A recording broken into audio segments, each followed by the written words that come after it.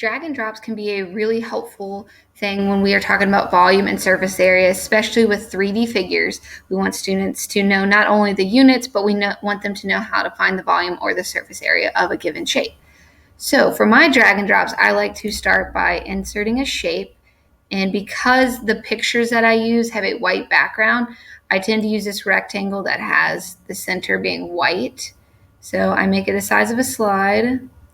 And then if you grab right here on the yellow, you can make it fatter, skinnier. Make it skinnier.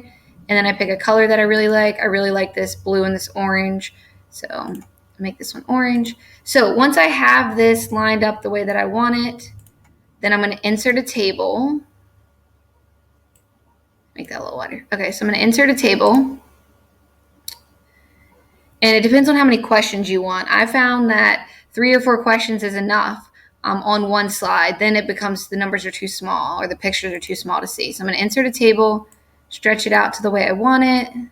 And then what I like to do is I like to take the table and make the border the same color and then make it a little bit thicker.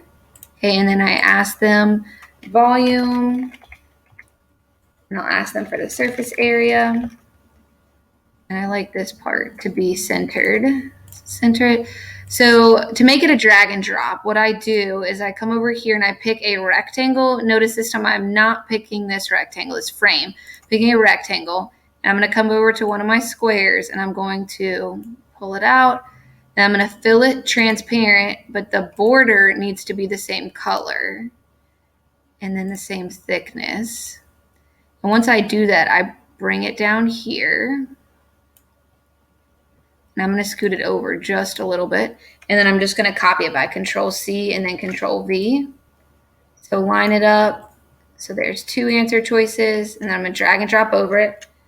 Then Control-C, Control-V. Now, if you notice, it put this border around it. And I don't want it to do that every time. So I'm going to drag it over here. I'm going to click off, click on the border, click Delete. And then I can drag over just these 2 and copy them. So Control-C. So now I can drag these into place and then Control-V. And so now it's going to give me lots of them. Control-V. So now I have a lot of them. So what that looks like after I add the pictures, it looks like this. So I have my shapes. I inserted my shapes. And again, these have white backgrounds. So I use this shape so that you couldn't tell. Then I would put my answers in here. So I would fill in wrong answers too. And I would have them drag and drop their answers into the table.